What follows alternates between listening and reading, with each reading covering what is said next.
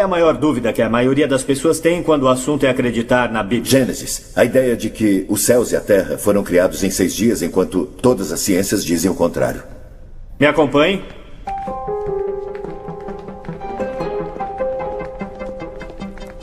E o tempo. Tempo era uma constante que não tinha nada a ver com nada mais. O tempo se move pra frente, de hoje pra amanhã e assim por diante. Sempre pra frente e na mesma velocidade. Tic-tac, tic-tac. Então veio Albert Einstein e todas as coisas mudaram. Sabia que isso ia ser uma aula de física. Eu sabia, cara. Aprendeu o saco. Todos conhecem a teoria do Big Bang? Temos uma pequena imagem de computador para mostrar o que foi. No início não havia nada. O universo não existia, nem planetas ou estrelas, nem mesmo espaço vazio. Nada. Nem mesmo tempo. E desse nada completo houve um clarão e uma partícula foi formada, menor que um grão de mostarda. E nessa partícula minúscula havia tudo de tudo que viria a ser. Essa partícula expandiu em centenas de milhares de quilômetros por hora. Era uma bola de pura energia, densa, massiva, além da imaginação. E a temperatura estava nos trilhões de graus. Uma massa de puro plasma expandindo na velocidade da luz. Tudo que seria o material a partir do qual tudo existe hoje. Os planetas e as estrelas, todas as coisas vivas. Tempo e espaço foram criados naquele momento. Isso foi uma boa notícia para os seguidores da Bíblia, como eu e o papai, porque a ciência estava dizendo que houve um começo exatamente como a Bíblia diz. Claro que a má notícia foi que a Bíblia disse que tudo isso aconteceu em 6 dias. Essa ideia do Big Bang surgiu como resultado da teoria da relatividade do Einstein, onde ele estabeleceu que na ciência física nada é absoluto. Tudo é relativo em relação a tudo. Até mesmo o tempo. Tempo é relativo à velocidade. É um conceito em física que chamamos de dilatação do tempo. Imagino que todos ouviram esse exemplo. Imaginem Lin e JT. São gêmeos vivendo agora na Terra. Eu sei, estranho, né? Lin embarca numa nave e voa perto da velocidade da luz para uma estrela distante. JT fica aqui na Terra. Agora, para Lin, a viagem dura, digamos, 1 ano. Mas quando ela retorna para a Terra, ela descobre que JT havia envelhecido 20 anos. Ah, não. Para mim, viajando perto da velocidade da luz, o tempo passou mais devagar do que para o JT esperando aqui na Terra. Para um objeto parado, o tempo passa como estamos acostumados. Quando o objeto começa a acelerar e sua velocidade chega perto da velocidade da luz, a quantidade de tempo que passou diminui. A passagem do tempo é relativa à velocidade, como Lin disse, dilatação do tempo. Posso fazer uma pergunta? A gente já terminou toda essa coisa de física? Vai gostar dessa parte, Tyler. Senhoras e senhores, bem-vindos ao planetário. Por favor, sentem-se por aqui e permaneçam sentados. Permaneçam sentados, por favor. Vamos mostrar mais uma vez o que queremos dizer com a dilatação do tempo. O tempo não é fixo ou constante. O tempo ou a passagem do tempo é afetado pela velocidade e pela gravidade. Quanto maior a velocidade ou quanto maior a força da gravidade, menor é a passagem do tempo. Pai, pode resumir pra gente o primeiro dia de Gênesis? No início, Deus criou os céus e a terra. E a terra era sem forma e vazia. E a escuridão era a face do abismo. E o Espírito de Deus cobria a superfície das águas. E Deus disse: haja a luz. Há alguns pontos que precisam ser esclarecidos? Sim, 3 na verdade. Você precisa entender algo de hebreu para entender o livro dos Gênesis. Primeiro, na língua hebraica antiga não há uma palavra correspondente para o universo. Segundo, as águas na verdade representam tudo o que havia. E a escuridão é um símbolo para um estado de caos. Dr. Tolley, o primeiro dia teria começado há 15,75 bilhões de anos e terminado há 7,75 bilhões de anos. O que a ciência diz que aconteceu na Terra durante esse período? No instante do Big Bang, tudo o que seria, tudo que constituiria os quarks, prótons, nêutrons, elétrons, a partir do qual tudo agora existe, assim como o tempo e o espaço foi criado. A Terra só existia na forma de poeira estelar, que mais tarde se solidificaria no planeta.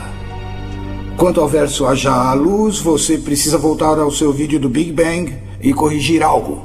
O nome Big Bang dá a impressão de uma explosão brilhante e um raio de luz, como uma bomba atômica. É assim que Normalmente, esse fenômeno é representado. Mas não é correto. Do momento inicial da criação, e conforme o universo inicialmente expandiu, ele era uma bola de plasma tão incrivelmente quente, densa e forças gravitacionais que nenhuma luz poderia ter escapado. Inicialmente não existia nenhuma luz, só uma massa redonda e opaca de pura energia. Foi apenas quando essa massa primordial esfriou e expandiu até o ponto no qual a força gravitacional foi reduzida para permitir que a radiação eletromagnética escapasse, que houve luz.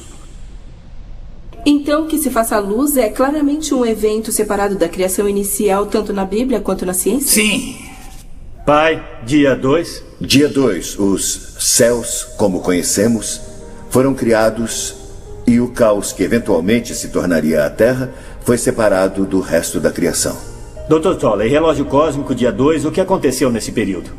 Nossa galáxia Via Láctea foi formada assim como o nosso Sol e o planeta Terra em sua primeira roupagem. Pai, dia 3. Os oceanos e a terra seca surgiram, assim como as primeiras formas de vida vegetal. Professor Campbell, estamos na sua área agora. O que a ciência diz que aconteceu com a Terra entre 3,75 bilhões de anos e 1,75 bilhões de anos atrás? Bom, há uns 3 bilhões e 800 milhões de anos a Terra esfriou, a água líquida foi formada. Em seguida, as primeiras formas de vida vegetal e animal, algas fotossintéticas e bactérias apareceram. Voltamos com você, pai, dia 4. Dia 4, o Sol, a Lua e as estrelas apareceram. Mesmo período, professor, 1,75 bilhões de anos e 750 milhões de anos atrás. Bom, inicialmente, na primeira parte deste período, a atmosfera da Terra era quase opaca. Então, com o aumento da concentração de oxigênio, a atmosfera teria se tornado translúcida. E então o Sol, a Lua e as estrelas teriam aparecido pela primeira vez na superfície da Terra. Pai, dia 5. Dia 5, a vida é criada nos oceanos e também os primeiros répteis e pássaros. Professor, 750 milhões até 250 milhões. Bom, inicialmente a vida marinha teria sido dominante e então veio a Era Cambriana. A explosão cambriana há 530 milhões de anos, quando todas as espécies animais terrestres literalmente apareceram ao mesmo tempo. Daí os primeiros hominídeos. E, finalmente, seres humanos como conhecemos hoje apareceram.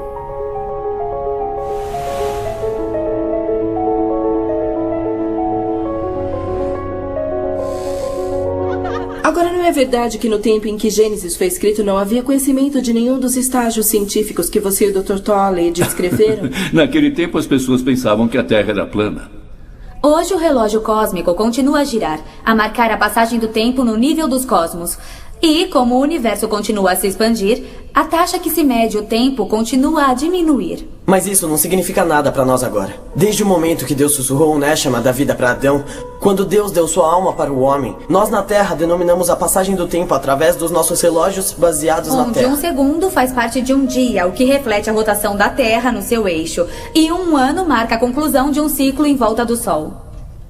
Você diz que Deus contou a história do Gênesis para Moisés, ou que foi escrita por outros inspirados na palavra de Deus, mas e se não há um Deus? A ideia de que Moisés ou qualquer outro no tempo que o Gênesis foi escrito, um tempo que Bob nos lembrou há apenas um minuto, quando a maioria das pessoas acreditava que a Terra era plana, poderia ter criado uma história que reflete perfeitamente o que a ciência tem provado ser a verdade. Tudo de uma maneira secular.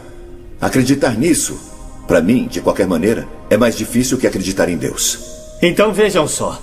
A ciência e seus 15,75 bilhões de anos e os 6 dias da Gênesis estão em completo acordo. A ciência comprovou que os líderes religiosos foram incapazes de provar por milhares de anos. Falou como cientista que é, Mark. Mas, na realidade, a ciência só alcançou a verdade da Bíblia. A ciência simplesmente decifrou o código da Gênesis. O que eu acho mais surpreendente sobre isso é o estranho brilho da Gênese bíblica que é apresentado para a gente de uma maneira que a humanidade tem que evoluir para o nível atual antes de sermos capazes de compreender a história como ela foi originalmente escrita. Pergunta. Nós iremos ter uma prova sobre isso? Porque eu não sei se eu vou... Não. Não, Tyler. Nada de prova. Tá. E é isso. Então, se tiverem alguma pergunta, ficaríamos felizes em tentar respondê-las. Mas, se não, eu gostaria de agradecer a presença e desejo a todos um bom dia.